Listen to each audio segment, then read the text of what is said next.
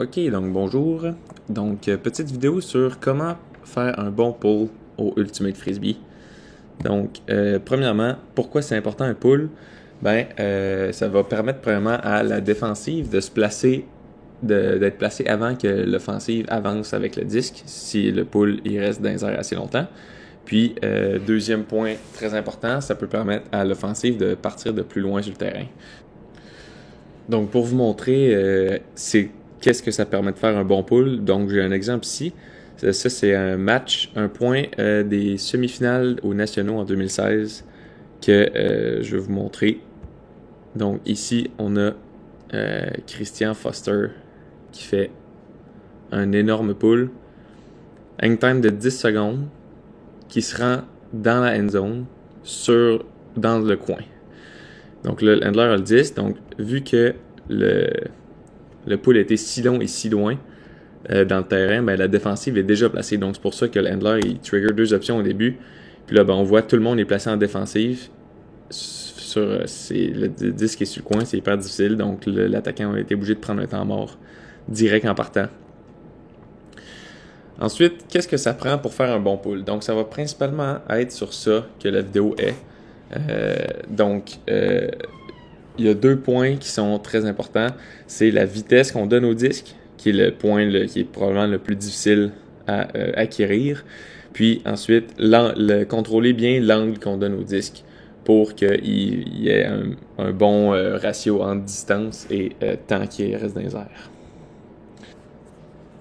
Donc, j'ai regardé la forme de plusieurs des très bons pullers dans le monde et j'ai identifié 4 principaux éléments que ces personnes-là ont en commun et qui font bien. Donc, ces 4 points-là sont le X-Step, le Power Pocket, le Reach Back et le Front Leg Push que je vais vous montrer là, à l'aide d'exemples d'entrée tout de suite. Donc, premièrement, le X-Step, c'est quoi? Donc, si on regarde le petit extrait vidéo ici, le X-Step, c'est ce qui se passe là à droite ici. Donc, c'est le fait de mettre, pour un droitier, le pied droit. Ensuite, d'aller chercher avec le pied gauche le pas croisé derrière et de revenir avec le pied droit en avant ici. Donc, cette séquence-là de 3 pas, c'est le X-Step qu'on appelle. Puis ça, c'est le core de qu'est-ce qu'on va faire avec nos pieds quand on pull. C'est ça que tous les bons pullers font.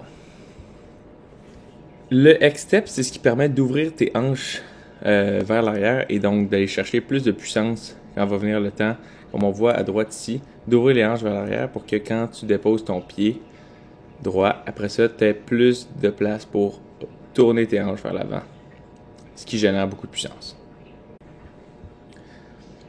Ensuite, la Power Pocket. Donc, la Power Pocket, c'est quand que tu es ici, à peu près à ce moment-là.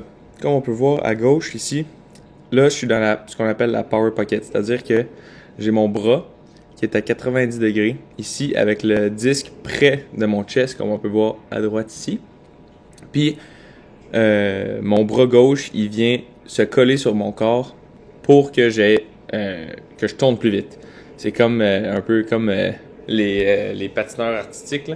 Quand ils tournent, ils rentrent leurs bras et leurs jambes proches de leur corps pour tourner plus vite. C'est un peu le même principe ici. Si on regarde la Power Pocket, je suis large. Quand je rentre dans la Power Pocket, là, je suis compact pour ensuite étendre mon bras là au moment où il y a le plus de vitesse pour générer plus de puissance encore une fois. Donc ensuite, si on regarde le reach back, donc le reach back, c'est les deux choses importantes à propos du reach back, c'est premièrement le timing du reach back et deuxièmement la position du reach back. Donc pour le positionnement du reach back, on est mieux de regarder à droite. Donc si on regarde à droite, on le voit sur les deux, mais on voit mieux à droite ici. Donc on a le disque qui est vraiment devant moi. Et il vient pas se cacher derrière mon chest. Il est vraiment devant moi. Puis ça veut dire que je vais lancer, si tu fais une ligne droite entre ce point-là, le devant de mon chest, c'est dans cette direction-là que le disque va partir. Donc si on regarde ce qui vient ensuite, le disque part de là, il rentre en dessous de mon chest et il part en ligne droite, tout droit devant. Donc le reachback devant toi, ça permet au disque qu'il fasse une ligne straight et donc de mettre plus de puissance dans le disque. Puis le timing du reachback, on voit que mon bras, si on regarde à gauche cette fois-ci, mon bras il est plié, il est plié, il est plié, il est plié. Puis mon reachback, il est le plus loin de mon chest au moment où mon pied touche par terre. Mon pied droit touche par terre. Donc si on remet ici, pied droit touche par terre. Puis ensuite, le disque il rentre dans la Power Pocket. C'est ça qui permet d'avoir la plus longue plage pour accélérer le disque en faisant un bon reachback.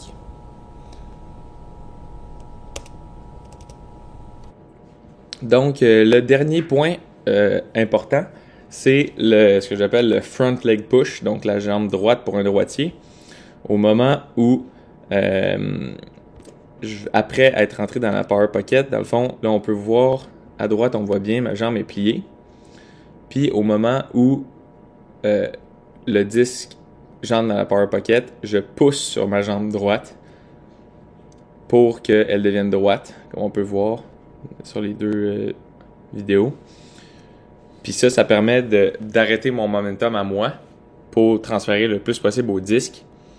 Puis ça permet d'avoir plus de snap dans le disque pour mettre plus de spin au disque. Donc là, si on peut regarder ici, je vais pouvoir pousser dans ma jambe. C'est ce qui va finir mon lancer pour donner le maximum de puissance au disque. Donc ici, on regarde Christophe Tremblay-Jonca, pooleur de l'équipe du Royal depuis maintenant plusieurs décennies. Donc, je vais vous montrer qu'il fait aussi, il applique aussi ces 4 principes-là. Donc, il va commencer avec un X-step, donc droite, gauche derrière, droite devant. On remarque ensuite que son reachback, il est le plus loin au moment où il plante son disque, que le disque est encore une fois devant lui pour laisser la place au disque de passer et faire une ligne droite en dessous de son chest. Ensuite de ça, il rentre dans la Power Pocket. Ici, son bras, lui, il est moins sur le côté de son corps que moi. Ce qui fait que s'il pratiquait ça, je pense qu'il pourrait avoir encore plus de puissance dans ses pulls. Puis finalement, on voit là, il faudrait que je recule un peu, mais on voit aussi que quand il dépose sa jambe droite, elle commence à courber puis il pousse dedans pour release le disque puis avoir un maximum de spin. Donc maintenant, si on regarde la pouleuse de Révolution, donc elle a aussi des excellents pulls. Donc si on regarde sa forme encore une fois, on remarque qu'elle fait encore les mêmes choses. Donc le X-step, au moment où son pied droit touche le sol, elle a son reachback le plus loin, disque encore une fois devant elle.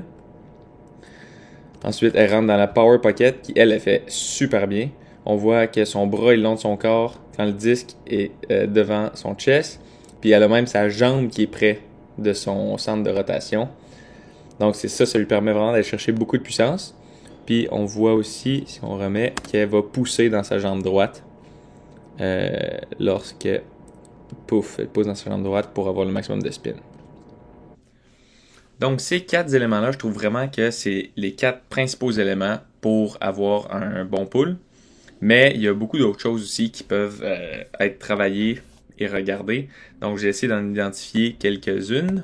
Donc si on regarde ici, je vais juste les énumérer. Vous pourrez aller regarder les vidéos que je vous ai montrées pour identifier ces choses-là. Puis aussi de vous filmer, ça peut vous aider. Mais donc, premier élément, d'avoir une grip solide, donc de prendre le disque fort. Ça va te permettre d'avoir plus de spin dans le disque. Donc, trouver la grip qui vous permet de tenir le disque le plus fort, ça peut vous aider à avoir plus de spin. D'avoir le corps penché au moment où on pull. Si vous regardez les vidéos, là, tout le monde, on n'est pas droit, on est en angle pour que justement le disque ait la place de passer en dessous de notre torse. Ensuite, la majorité, en fait, je pense que tout le monde dans les vidéos que j'ai montrées garde la tête très stable pendant le lancer. La tête ne fait pas plein de mouvements, elle reste assez stable tout le long du mouvement. Ce qu'on fait avec notre bras gauche, donc ça va un peu avec la Power Pocket, de s'assurer que quand on est dans la Power Pocket, notre bras gauche il n'est pas n'importe où, il est vraiment le long de notre corps, ça va aider à mettre plus de vitesse dans le disque. Ensuite, de faire le run-up plus rapidement, donc de courir un peu plus pendant qu'on fait notre run-up puis notre X-step, ça peut amener plus de power, mais ça peut aussi rendre notre timing de lancer moins bon. Puis je pense que c'est ça qui est le plus important pour avoir le plus de puissance dans les pulls. C'est vraiment le timing et non nécessairement de courir plus vite avec le disque. Donc si vous êtes capable d'améliorer votre technique en courant plus vite, je pense que ça peut vous amener plus de puissance. Mais c'est à faire attention pour pas que ça brise notre timing. Puis finalement, le dernier élément que je n'ai pas parlé, mais qui est énormément important pendant les pulls, c'est de prendre en considération le vent. Souvent, le vent, on voit ça comme un obstacle, mais il y a très souvent moyen de l'utiliser à notre avantage pour que nos pulls soient plus flottants, qu'ils aillent plus loin ou autre. Donc, maintenant, rapidement, là, les pulls 360, c'est quelque chose qui est de plus en plus populaire au frisbee. Puis, donc, je les ai essayés un peu, puis je me suis rendu compte, effectivement, que ça a beaucoup de potentiel. Quand je réussissais bien mes pulls 360, c'était effectivement très payant. Donc ici, je vais vous en montrer un que j'ai fait qui a donné un très bon résultat. Donc je vais regarder ma forme qui était pas mal tout le temps pareil, mais quand même je prends cet exemple-là. Donc si on regarde quand même le X-step, c'est sûr qu'il n'y a plus rapport parce qu'on fait un 360 au lieu de faire toujours face à notre cible. Mais les trois autres éléments clés d'un pull, ils restent là. Donc ça, c'est quand même très important. Le reach back, il est au plus loin lorsque mon pied droit touche le sol. Donc à ce moment-là, on remarque que c'est mon reach back qui est le plus loin. Disque encore une fois devant moi. Ensuite de ça, on rentre dans la power pocket encore une fois. Puis je pousse sur ma jambe droite à ce moment-là. Donc on se rend compte que tous les éléments d'un pull sont encore là. Le 360, qu'est-ce que ça permet de faire? Je pense que ça te permet d'ouvrir plus tes hanches. Donc, on se rend compte, là, ici, moi, ma forme est vraiment pas parfaite, je trouve, là. Je pense que le petit bond ici, il est pas du tout optimal, là. Si on voit, il y a un moment que je touche pas au sol, puis ça, je crois que c'est pas optimal. Mais, c'est ça, ça permet d'ouvrir plus les hanches. Donc, comme on peut voir là, mes hanches, ils sont vraiment plus ouvertes que quand je fais pas un 360 pull. Donc, ça peut être un avantage. Puis aussi, ça permet d'être beaucoup plus penché au-dessus du disque. Le meilleur exemple pour des 360 pulls, c'est définitivement Christian Foster. Donc, je vais vous montrer un peu sa forme de pull 360. Puis, on va encore une fois voir que les trois éléments principaux sont encore là. Donc, ici, son pied touche à terre, son reach back est le plus loin derrière lui. Puis là, on dirait qu'il est un peu trop à droite, son pull, son reach back, mais vous allez voir dans quel angle il lance le disque. On se rend compte que finalement, le disque fait quand même une ligne droite, puis c'est ça l'important.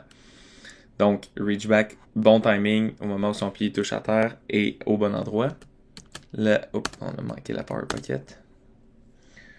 Il rentre dans la power pocket, ici, avec son bras qui est quand même à l'extérieur lui aussi.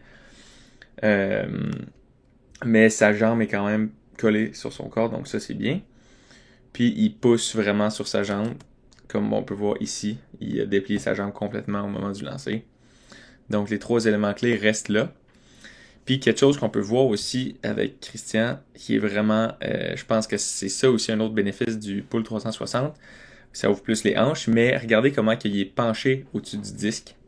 Ça, je pense que ça permet de laisser plus de place au disque de passer en dessous de lui, puis d'avoir plus de puissance dans le lancer.